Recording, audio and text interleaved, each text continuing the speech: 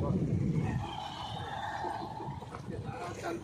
જવાન જય કિસાન, જય જવાન જય કિસાન. લો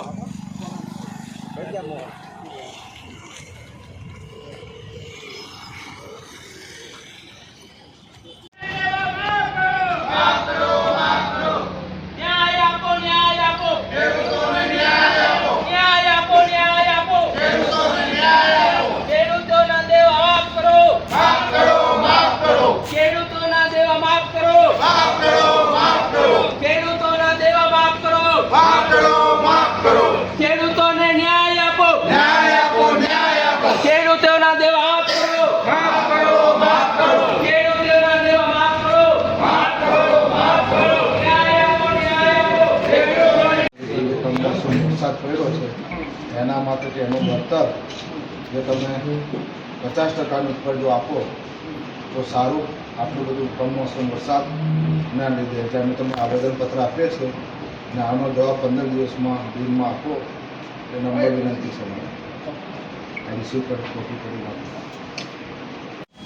ચાલો. આજ રોજ તારીખ 3/11ના રોજ ખેડૂતોનો જે પાક નિષ્ફળ પડ્યો કમોસમી વરસાદના લીધે જે સરકારને આવેદનપત્ર મામલતદારશ્રી ગઢેશ્વરમાં આવેદનપત્ર આપવામાં આવ્યું છે જે વળતર ખેડૂતોને આપવા, ખેડૂતોના વળતરને દેવું માફ કરવા માટે અમે આવેદનપત્ર આપવામાં આવ્યું છે.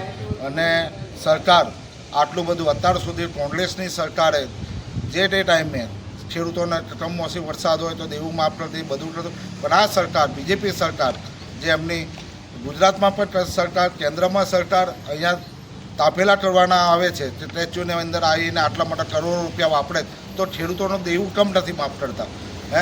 કે આટલું બધું કરોડો એ 100 કરોડ 200 કરોડ વાપરે છે અને મોટા મોટા જે એમના છે ચેલાઓ અંબાણી છે, અદાણી છે, એવાના બધાના દેવું માફ કરે તો બધાના ખેડૂતોનું દેવું માફ કરે એવી અમે આજે આવેદનપત્ર આપવામાં આવ્યું છે. નર્મદા જિલ્લા પ્રમુખ રંજીતભાઈ દિનેશભાઈ તડવી.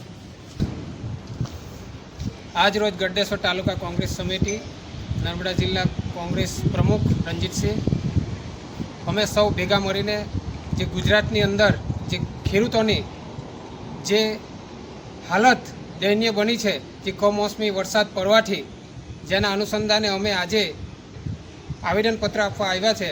અને સરકાર આ ખેડૂતોને 4-5 વર્ષથી અતિવૃષ્ટિના કારણે પાક ફેલ જાય છે, કમોસમી વરસાદ પડવાથી પાક ફેલ જાય છે, પણ આ સરકાર આ ખેડૂતોના દેવા માફ નથી કરતી, એમને કોઈ યોગ્ય વળતર નથી આપવામાં આવતું. ત્યારે આજે અમે સરકારને કહેવા માંગીએ કે 10 દિવસની અંદર આ સર્વે કરીને આ ખેડૂતોને જે નુકસાન થયું છે એ તાત્કાલિક આપવામાં આવે, અને જો આપવામાં નહીં આવે તો ઉગ્ર આંદોલન કરવામાં આવશે.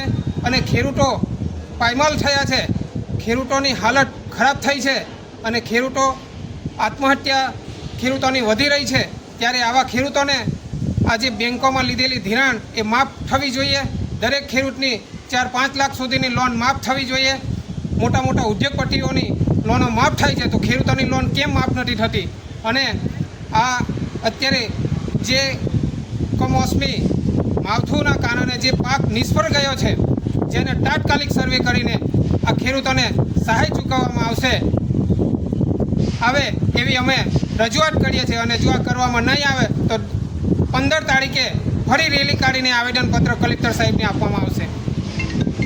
પડેલા કમોસમી વરસાદના કારણે આજરોજ નર્મદા જિલ્લા કોંગ્રેસ સમિતિના પ્રમુખશ્રી અને ગઢેશ્વર કોંગ્રેસ સમિતિના પ્રમુખશ્રીની આગેવાનીમાં આજરોજ અમે નર્મદા જિલ્લાના ખેડૂતોને જે કમોસમી વરસાદના લીધે નુકસાન થયું છે ને મોટા પાયે નુકસાન થયું છે, જેનું વિધાઉટ સર્વે કરી અને તાત્કાલિક સરકાર રાહત પેકેજ જાહેર કરે અને જે ધિરાણ ખેડૂતો લીધી છે એ ખેડૂતોની જે લોન છે એ માફ કરે એવી અમે અહીંયા ગઢેશ્વર કોંગ્રેસ સમિતિ દ્વારા અહીંયા મામલતદાર સાહેબશ્રીને અમે રજૂઆત કરવા આવ્યા છે.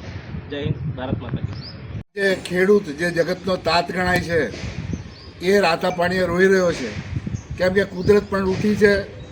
કમોસમી વરસાદ અને સરકારની નીતિઓ જેથી કરીને ખેડૂતો આત્મદાહ તરફ, આત્મવિલોપન તરફ જઈ રહ્યા છે. યુપીએ સરકારે 2008માં 72,000 કરોડ રૂપિયાનું ખેડૂતોનું દેવું માફ કર્યું હતું. જ્યારે આજની સરકાર, બીજેપી સરકાર 24/4/2024ના આંકડા મુજબ અને નવજીવન પેપરના આંકડા મુજબ તથા રાહુલજીની પ્રેસ કોન્ફરન્સ મુજબ 16 લાખ કરોડ રૂપિયાનું દેવું ઉદ્યોગપતિઓનું માફ કરવામાં આવ્યું છે. જ્યારે ખેડૂતો એમએસપી માટે નીકળે છે ત્યારે એમના પર ગોળીબાર થાય છે, એમના પર અત્યાચાર થાય છે.